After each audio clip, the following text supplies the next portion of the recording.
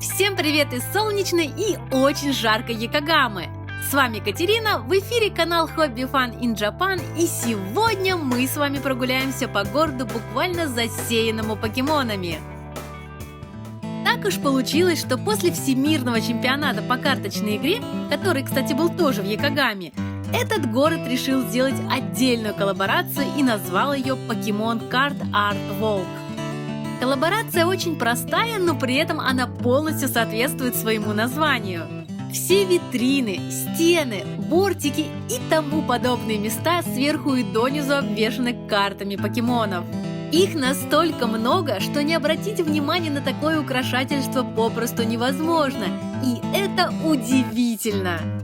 Удивительно в первую очередь тем, что для размещения таких декораций организаторы обязаны были спросить разрешение у всех владельцев и арендаторов окружающих помещений. Ведь эти карты размещены не просто на улице, но и на стенах торговых центров, как внутри, так и снаружи, и даже на всех кафе и магазинах. Так что постарались они явно очень основательно. Но хватит улиц! Кроме того, тут, ко всему прочему, еще и очень жарко. Посмотрим, что можно найти в помещениях.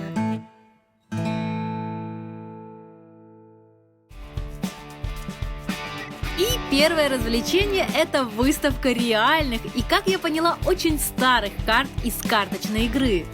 Ничего особенного на первый взгляд. Но так как я немного все же увлекалась коллекционированием подобных карточек, то с уверенностью могу сказать, разок-другой посмотреть определенно стоит. Так как арты на одних и тех же картах с годами меняются, и иногда очень интересно понаблюдать за изменениями.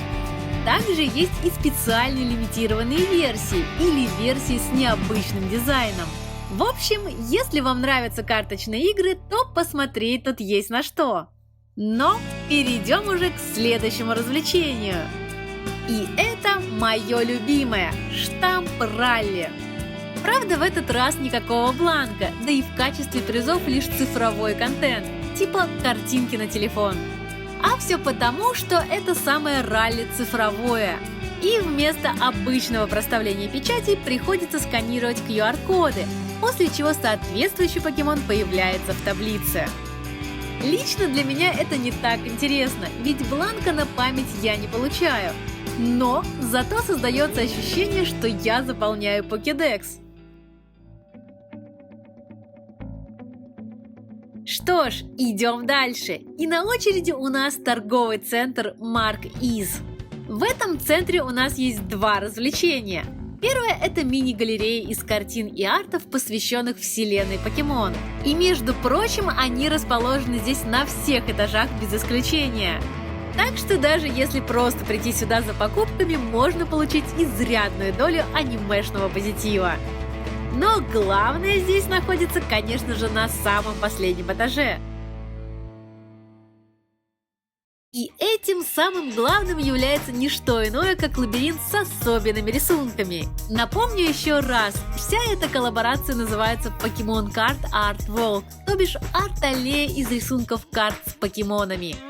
А значит, каким бы странным и необычным рисунок на карте не был, раз его нам показали, то значит, когда-то можно было найти карточку точно с такой же картинкой.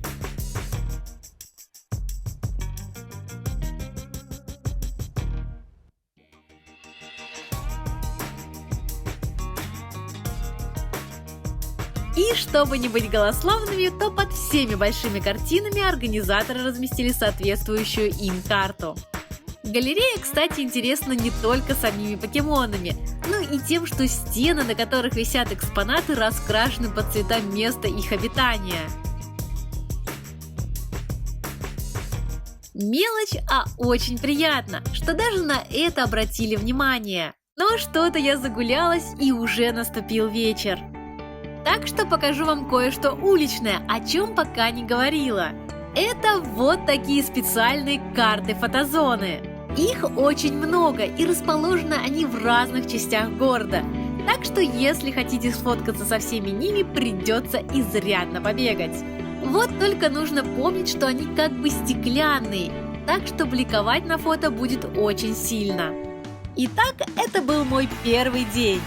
Но Якогама большая, и мне пришлось прийти сюда еще раз, чтобы доснять то, что я не успела в свое первое посещение. Так что не удивляйтесь смене имиджа, это все не просто так. В этот раз я пришла в Landmark Plaza.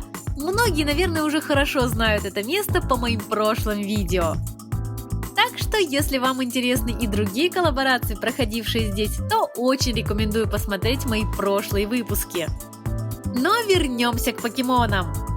Как вы заметили, в Landmark Plaza арт из карт украшает почти 100% свободного места. Мне даже кажется, что я могу найти в этом торговом центре полный сет на очень хорошую колоду. Но это лишь декорация. В Landmark Plaza есть две очень важные точки.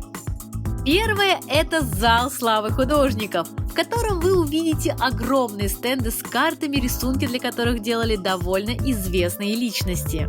Кстати, стенды эти выполнены как реальные карты, причем настолько скрупулезно, что даже задние стенки у них такие, какими они должны быть. Даже Мьюту, который собирается из 4 карт, имеет 4 задника на обратной стороне. Вторая и наиболее важная, на мой взгляд, часть – это огромная карта Пикачу. Она расположена в центральном зале торгового центра и привлекает внимание, наверное, всех прохожих, даже тех, кому совершенно безразличны покемоны. Пожалуй, пойду-ка спущусь к ней и посмотрю на нее поближе. А пока спускалась, заметила, что и лестницы тоже украсили под стать сотрудничеству.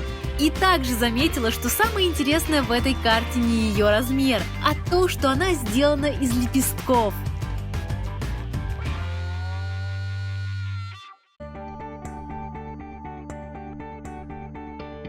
Немного не по теме, но в этом же месте проводилась и выставка Pokemon Colors. Но об этом уже как-нибудь в другой раз.